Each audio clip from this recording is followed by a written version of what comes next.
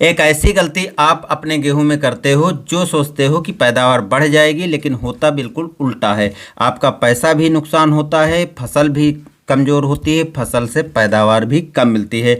नमस्कार किसान भाइयों, मैं सतीश, आप देख रहे हैं एसटीआर खेती। किसान भाइयों, चैनल को सब्सक्राइब कर लीजिएगा और कमेंट में ज़रूर बताइए आप अपने गेहूं की फसल में पैदावार बढ़ाने के लिए क्या ऐसी गलती करते थे या नहीं करते थे। जब बाली बनना गेहूं के पौधे में चालू होते हैं, इस टाइम पर जो गेहूं में पीलापन आना, ये एक स्वाभाविक प्रक्रिया होती है। यानी एक ऐसी अवस्था जिस टाइम पर जब बाली बनना चालू होती है तो आपको पौधे कुछ हल्के पत्ती उसकी पीली पड़ना चालू होती है, हल्के पीलापन दिखाई पड़ता है, जो कि एक नेचुरल तरीका है। यानी सामान्य प्रोसेस ऐसी होती है जिसके कारण पौधे में थोड़ा पीलापन आना स्वाभाविक है।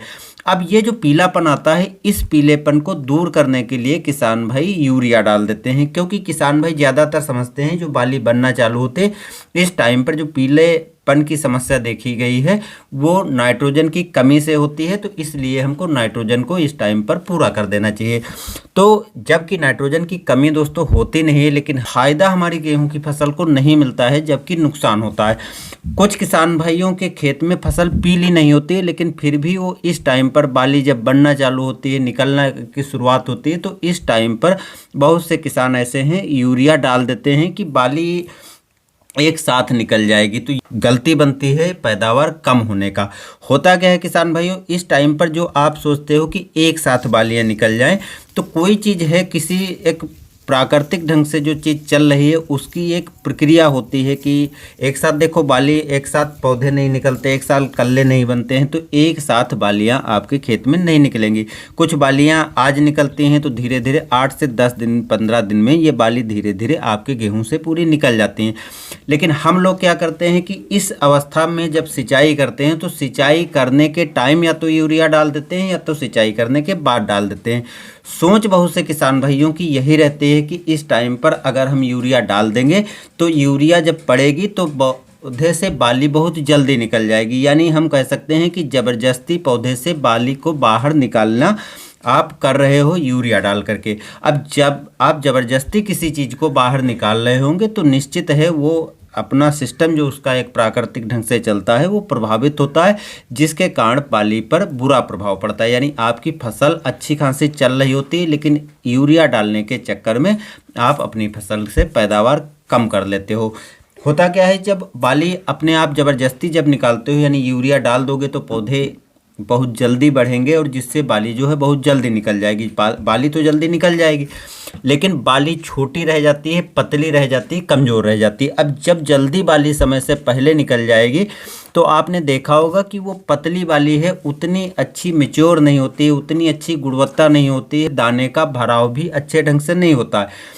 जब दाने का अच्छे ढंग से भराव नहीं होगा, दाने का वजन नहीं लेगा, और जब बाली वजन नहीं लेगी तो बाली हल्की रह जाएगी, और हल्की रह जाएगी तो पैदावार कम हो जाएगी। इसलिए किसान भाइयों, जब आपके गेहूं में गबोड अवस्था हो यानी बाली बनने की प्रोसेस हो तो उस टाइम पर आपको यूरिया नहीं डालना है। अगर आपको लगता है कि वास्तव में आपके खेत में यूरिया की कमी हो गई, नाइट्रोजन की कमी दिख रही है, तब भी आपको यूरिया सीधे खेत में नहीं डालना है, बल्कि उसको पूरा करने के लिए आप जो घुलनशील उर्वरक आती हैं उनको डाल सकते हो। उसमें देखिए 19-19-19 भी इस टाइम पर डाली जा सकती है, 13-0-45 भी डाली जा सकती है। इसमें थोड़ी औसतन मात्रा में जो आवश्यकता पौधे को होती है, जो आवश्यकता नाइट्रोजन की पूरी हो सकती है, उतनी मात्रा यूरिया की मिल जाएगी। जो 1 किलोग्राम आप 13-0-45 डाल करके पूरा कर सकते हो या 19-19-19 डाल करके पूरा कर सकते हो। लेकिन अगर स्वाभाविक रूप से एक प्राकृतिक ढंग से हल्का पीलापन गेहूं में दिखाई पड़ रहा है तो आपको इन उर्वरकों को भी डालने से बचना चाहिए, क्योंकि सीधे इसका प्रभाव पड़ेगा कि बाली थोड़ा जल्दी निकल जाएगी और पौधे की हाइट बढ़ जाएगी। जब पौधे की हाइट बढ़ जाएगी, पौधा कमज़ोर हो जाएगा और फसल गिर भी सकती है। तो गिर जाएगी तो फसल तो आपकी वैसे भी बर्बाद हो जाएगी, लेकिन बाली जल्दी निकल जाएगी तब भी उत्पादन पर सीधे फर्क पड़ेगा। तो इसलिए दोस्तों, जब आप इस अवस्था में गेहूं में सिंचाई करें, उसके बाद अगर थोड़ा बहुत पीलापन दिखाई पड़ रहा है या आप ये सोच रहे हो कि बाली ये तो बड़ा धीरे धीरे निकल रही है, जल्दी निकल जानी चाहिए, तो इसके लिए आपको कोई अलग से नाइट्रोजन पूरा करने की ज़रूरत नहीं है। बाली यदि आप पोषक तत्व अच्छे से पूरे किए हो फसल में, तो बाली अपने प्राकृतिक ढंग से समय के साथ निकल जाएगी, जो अच्छी गुणवत्ता वाली, अच्छी क्वालिटी वाली और अच्छी लंबाई और मोटाई लेकर के निकलेगी, जो कि अच्छे दाने का भराव होगा और अच्छी वजनदार होगी, अच्छी गुणवत्ता तैयार होगी, जिससे क्वालिटी भी अच्छी रहेगी, तना भी मजबूत रहेगा और गुणवत्ता भी अच्छी रहेगी, दाने का वजन भी अच्छे से होगा, तो पैदावार भी अधिक मिलेगी। बाकी दोस्तों इस टाइम पर अगर आप डालते हो तो डालना क्या है, सिंचाई करने के बाद 05234 डाल सकते हो, बोरान डाल सकते हो। इससे क्या होता है कि जो पोषक तत्वों की वास्तव में इस टाइम पर ज़रूरत है तो उसको आप पूरा करोगे, ना कि नाइट्रोजन की इस टाइम पर आवश्यकता होती नहीं। जितनी आवश्यकता होती है पौधा प्राकृतिक ढंग से वातावरण से ले लेता है, या तो मिट्टी में जो आपने पहले से यूरिया दी है, उर्वरक दी है, उससे ले लेता है। तो आपको अलग से इस टाइम पर नाइट्रोजन की पूरा करने की आवश्यकता नहीं होती है।